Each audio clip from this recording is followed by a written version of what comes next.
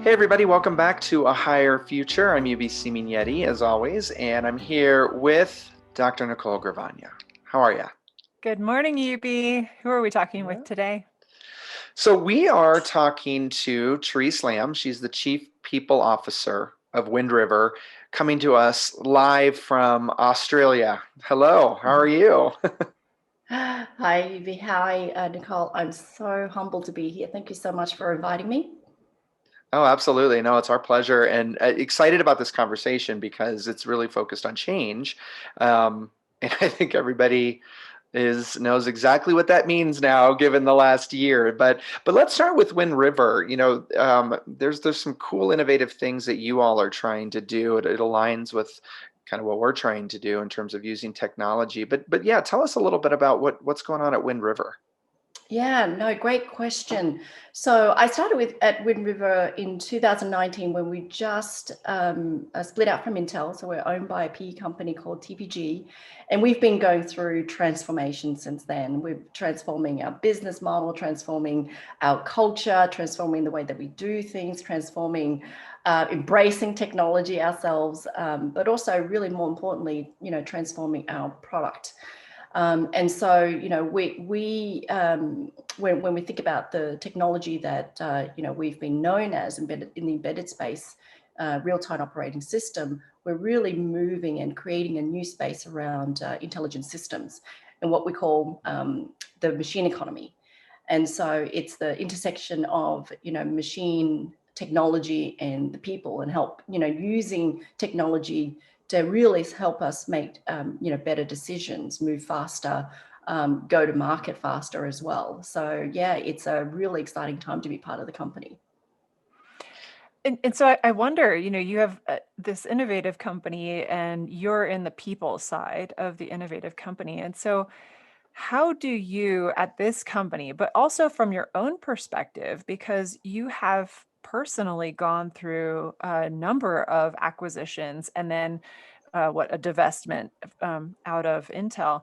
And so how do you see transformation and how do you help those in your company get through it? Yeah, great question, Nicole. I think, through acquisitions, that's a catalyst for change, right? But when you're driving the transformation that, we're driving, it's about how do you help the company be more change agile, right? And help them through the change. It's not about just the rationale of change, through acquisitions. Of course, employees don't have the choice, right? It just happens to them. And helping employees, navigate the change. But also the human element, the internal change is really important. And then driving, transformation, people understand why we need to change and, stay relevant and actually, lead in this new, machine economy.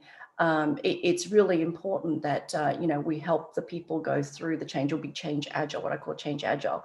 And COVID is a big test of that, test to that, right? Is really about, how does our, everyone's in the same boat, right? And so how do we, band together and help each other through this change, but more individually, how do we as individuals, help our own mindset, work through this change as well. And so, yeah, that's what I've been really focused on, driving the change is helping people through the change and it's helping them step by step. It's not just a flip of a switch of a mindset to change, but it's really helping people, absorb that change, understand the change, but also, help them to realize themselves why the change is important for them and the company. You said that you actually train your managers to deal with transformation and to help their teams move through it. How does that usually look? Yeah, so there's a lot of change management training out there. As part of GE, and they have a really good change management model. But what I find is that especially driving change, the most important thing is the human element of change. And so what we did a few years ago, and we're actually going to restart that again very shortly, is helping our managers to themselves embrace the change because it starts with themselves, right? If they haven't embraced the change, how can they help their employees embrace the change? So it's really focused on, the human element of change, right? Because 70% of change fail, not because of, hey, the rationale is wrong or the model was wrong. It was really about the human element. We forget about the human element side of it. And so what you know, the workshop that we did with our managers a few years ago was really focused on helping the managers understand how people go through change. So what we call the change curve, you know, from denial through to, you know, confusion, because of course, you know, in any change, there's going to be moments of during the transition of influx and confusion and chaos, right? We'll call it, you know, messiness, chaos, right? And then helping, you know, the teams work through that to try to embrace, to experiment, and accept the change. So we're helping our managers work through that with their teams and the individuals on their teams, because everyone embraces change differently, or you know, responds to change differently. So it was really focused on that human element. So we're going to do that again, because we're going through another set of change around the way that we work, especially as we go into the hybrid model. That sounds great. And I bet a lot of companies have seen probably the need for that without really embracing the need to embrace the change. And so like really addressing the fact that this is hard on people. It is genuinely hard on people, and in different ways, where not everyone will track the same way through that change curve, like you said. I'm wondering, Terese, how do you personally fit in the change curve? Yeah, it's a good question. I'm probably not the model person in terms of, you know, helping someone through change, because I've always seen change as an opportunity.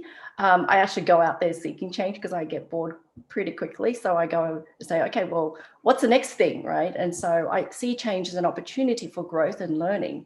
And so, you know, that's how I've embraced change, is that mindset of opportunity. Now, for those who see, you know, change as a challenge, right, or, you know, fear change, you know, I think what's most important is for them to, you know, understand in that particular moment, because you may accept a change for it's very contextual, right? Change is very contextual as well. So if it's something that is really you see it as detrimental to you, right? Whether it be your position or you know, or something that's personally, you know, detrimental to you, you may resist the change much harder than something else, right? Of course.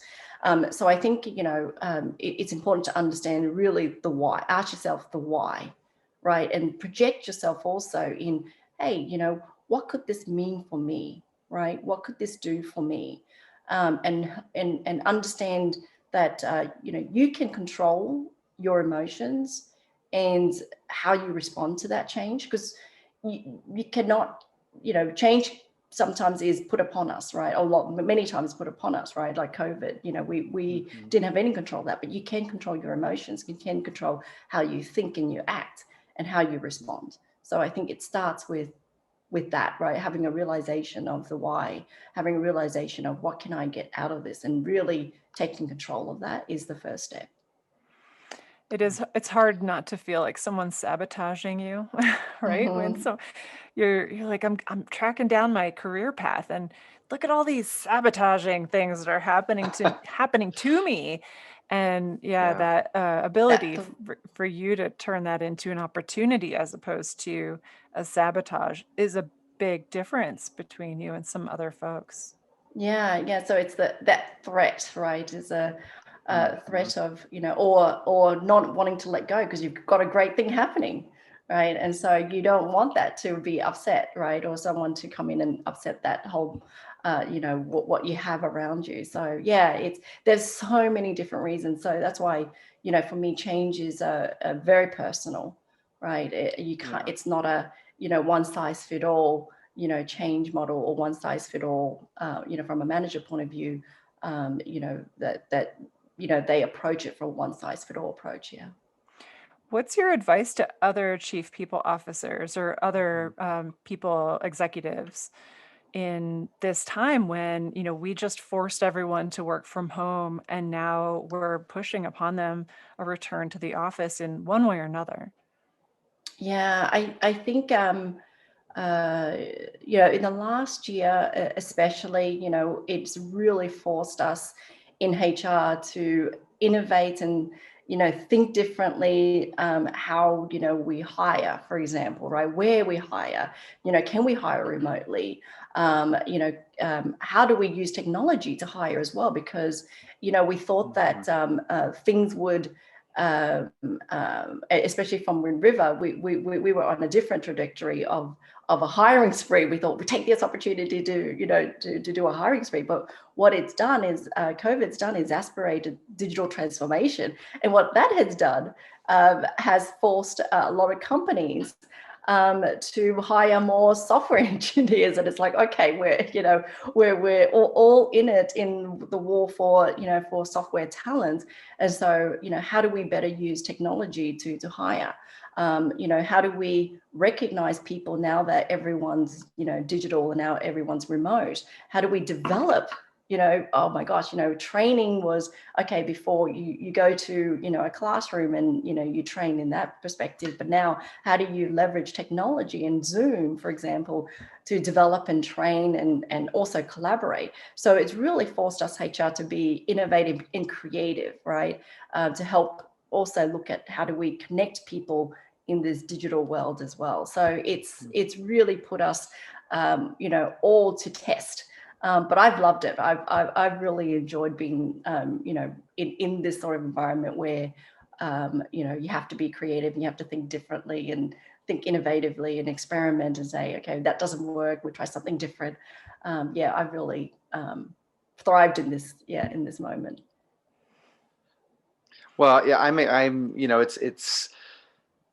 I'm just fascinated by where we're all going, and it feels like, you know, we're all finally, you know, talk about a uniting event, and you know, in history, to bring all of us together, and so that's what I'm really excited for. I think the future of work is, it's going to look a lot different, and you know, I love that. I love your perspective from, you know, how do we use technology to help human beings be able to do that more comfortably, to do that. You know, the world we come from is hiring and interviewing, right? And you know, it's easy to make a decision about a candidate based on our gut feeling, right? Because that's the easy default mode, but it's a gamble.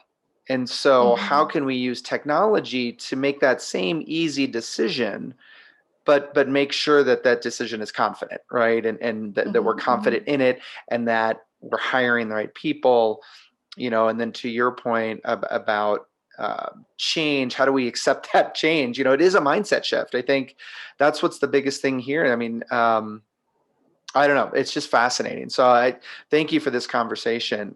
You No, know, thank it's you. just been really, I think it's really powerful and timely. And yeah, thank you. No, thank you, Z. Thank you, Nicole. Thanks for having me. Awesome. Yeah, no, and thank you all for tuning in. Yeah, we'll see you next time on A Higher Future. Take care, everybody.